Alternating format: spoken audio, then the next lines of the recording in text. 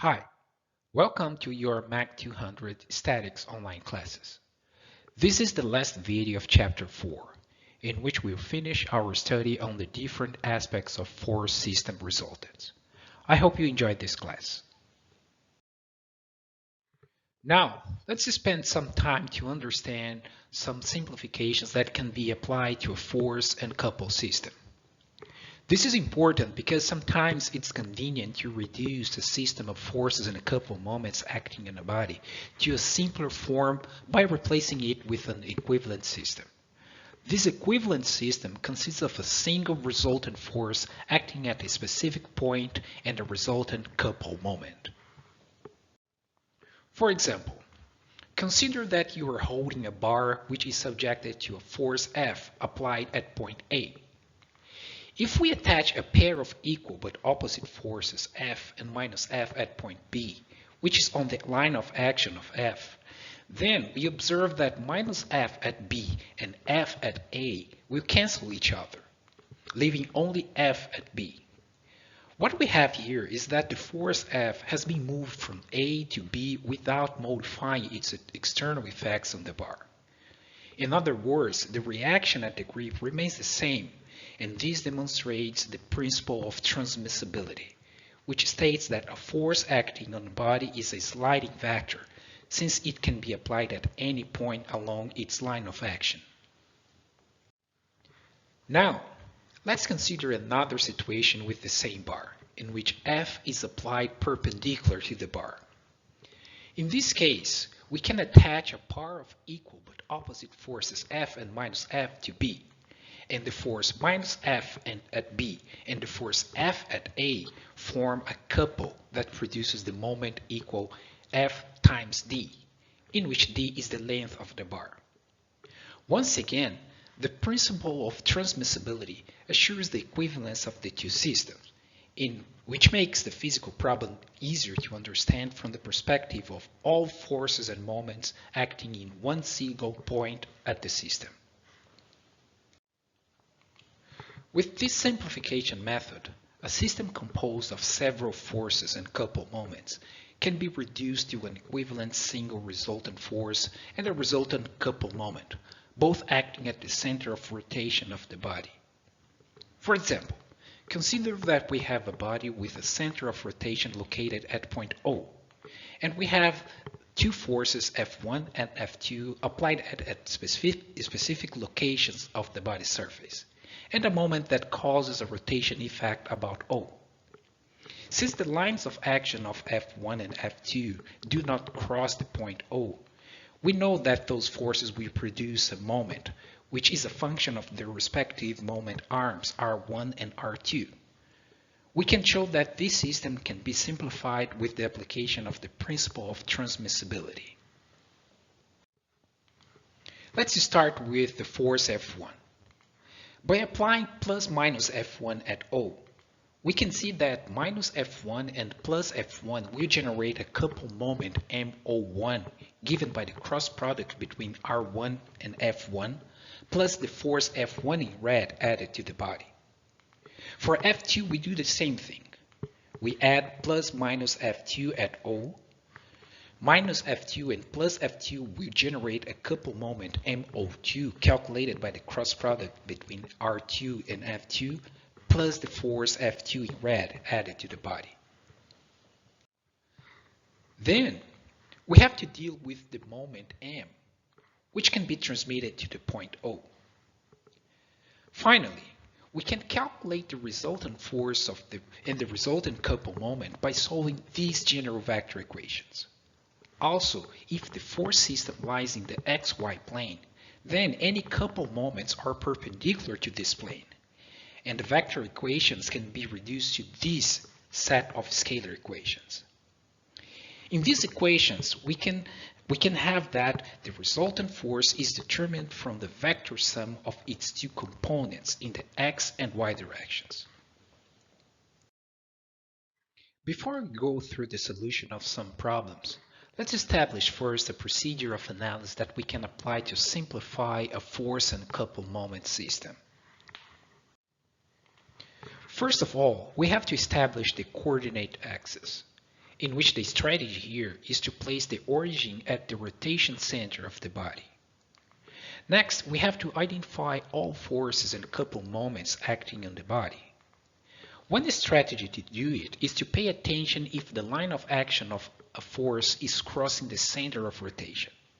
If not, then this force will most likely generate a moment about the center of rotation. After identifying all the forces and the moments produced, we have to apply the transmissibility principle to find the combined effect of the forces and its couple moments on the center of rotation of the body. Then, the next step is to sum all forces. If we are solving a 2D or coplanar system, we have to resolve each force into its x and y components first, and sum them algebraically to get the resultant in each direction.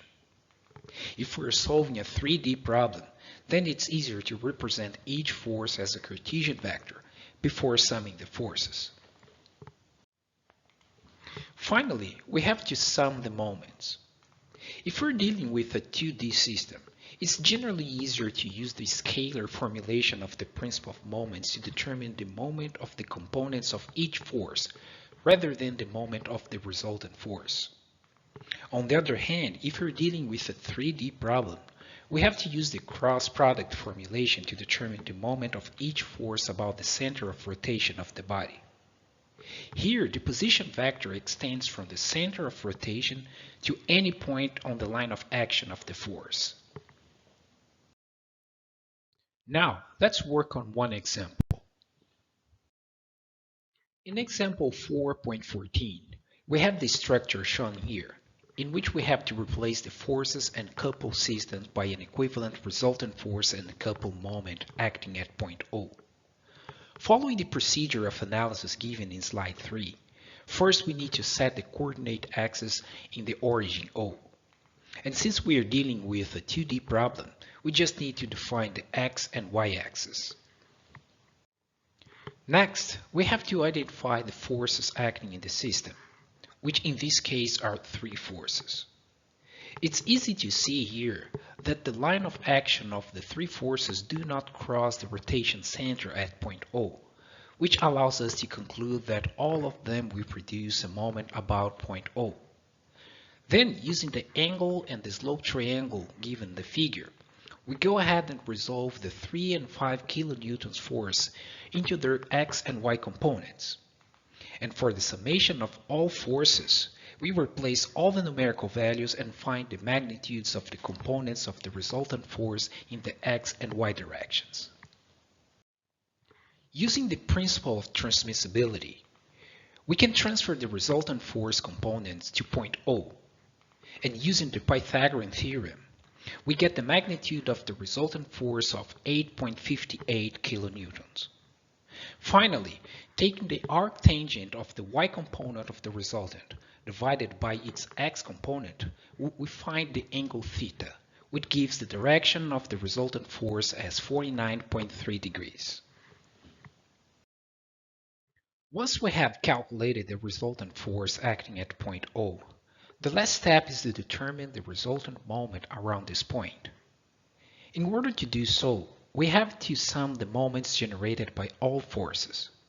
For that, let's use the scalar analysis to calculate the moment generated by the components of each force.